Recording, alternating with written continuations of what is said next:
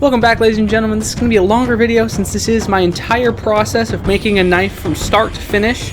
This was ordered a little bit before Christmas, so I had to rush to get it done in time, but it actually did turn out very well if you watch to the end. I started by cutting out the knife from a nice piece of aeb-l steel. I like aeb-l because it's not as expensive as MagnaCut, so I can sell my knives for cheaper, and it also has similar qualities, just less edge retention but more toughness.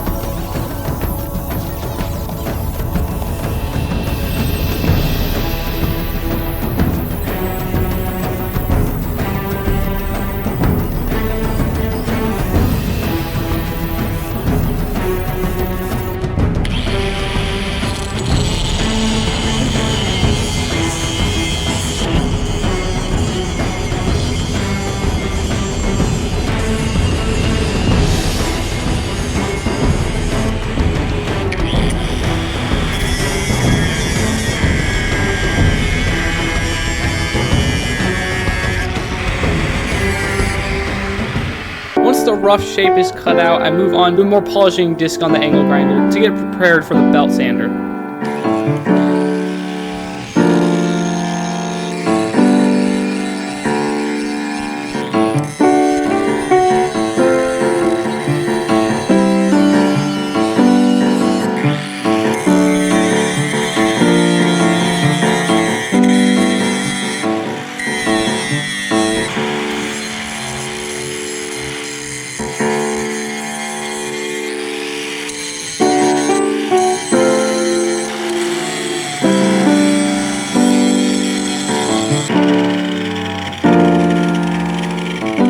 Here I am using the belt sander, trying to get the factory finish off of the steel so I can know what I'm working with a little better.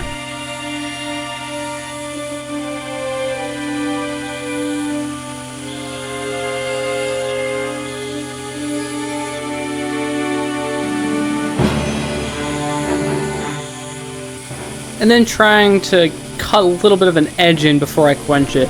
I don't like to completely cut out the edge to where it's sharp before I quench, because steel can get distorted when you quench, and that's not fun to deal with afterwards, but I do like to get as close as possible.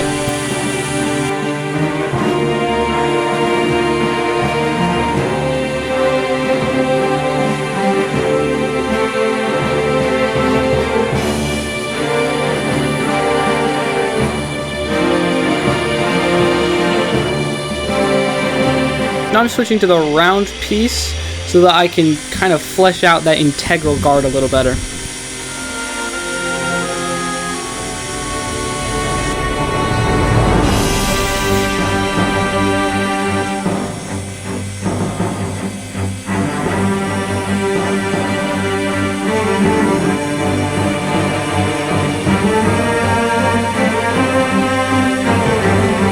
Here's the knife after all of the rough grinding has been done.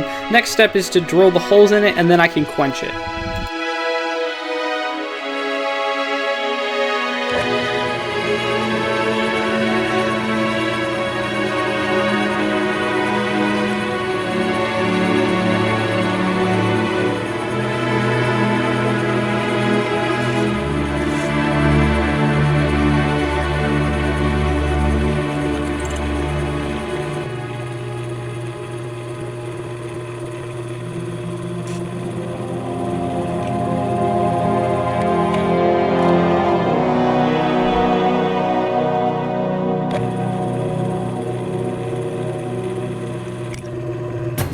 There, as you can see, I actually broke the drill bit. Luckily I was able to remove it from the handle of the knife and keep going with a different bit.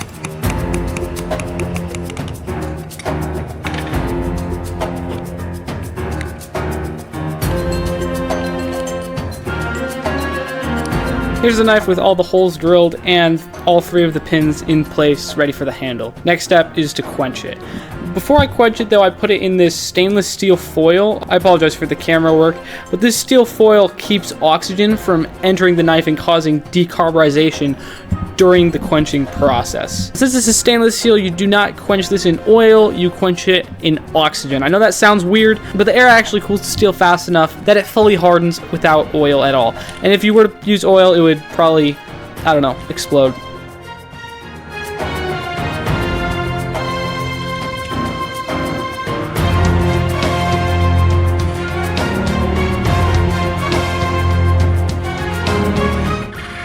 As you can see, there are some dark spots. That's where some oxygen did manage to get through the foil, but it is much better than if I did not use any foil.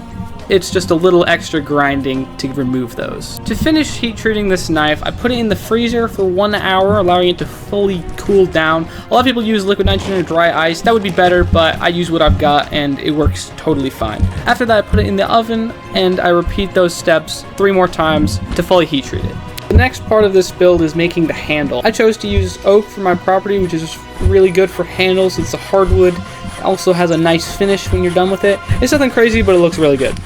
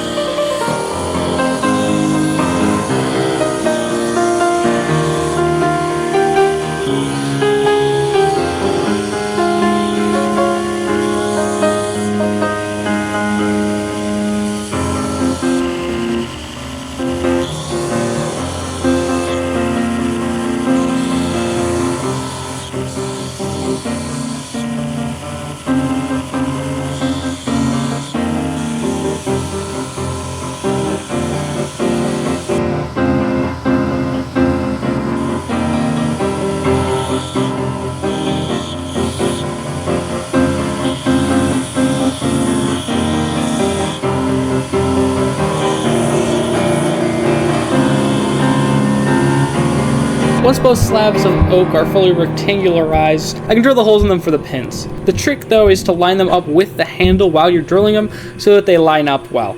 If you don't do this, it is very painful when you're trying to glue the handle scales together.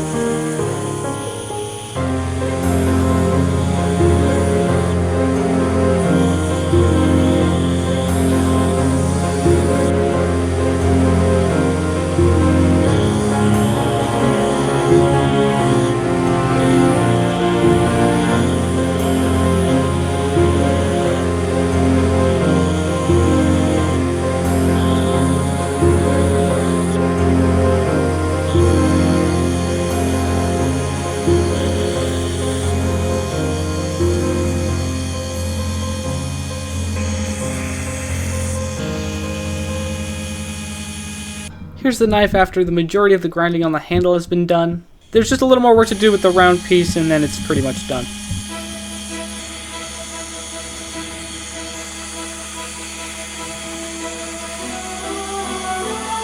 Now all that's left to do with the grinder is to polish up the blade and finish cutting in the edge.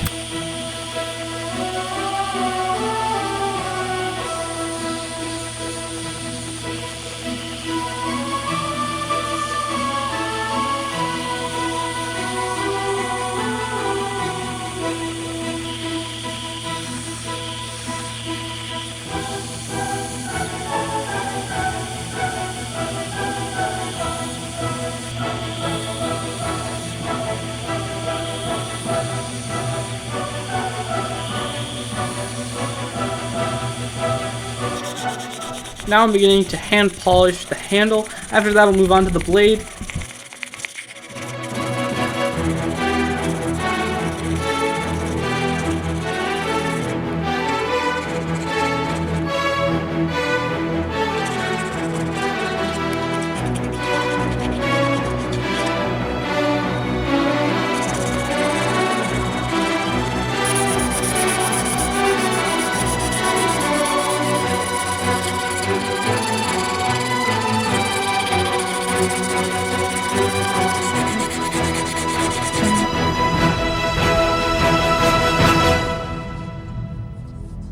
Here's the finished product. Since it's just hand polished though, it doesn't quite have that shimmer, so in order to get that, I have to buff it on this tool.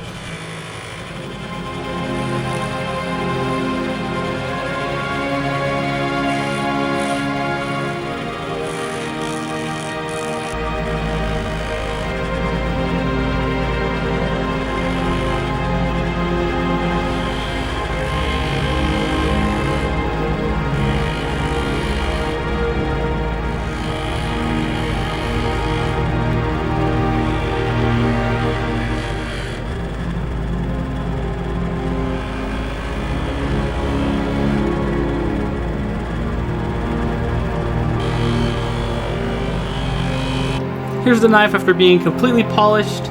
Next up is to finish up the edge, and then I can make the sheath.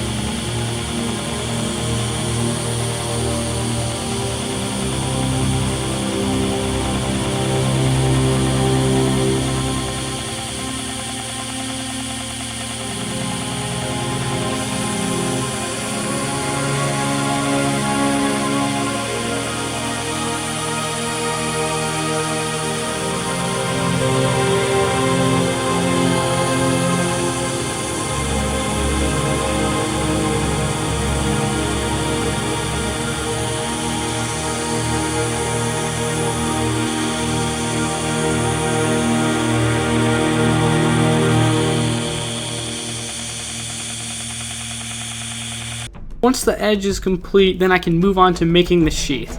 For the sheath, I chose to use 9OZ leather, which is a good thickness for knife sheaths, because if you go too thin, your knife could easily slice up the sheath, and that's not fun.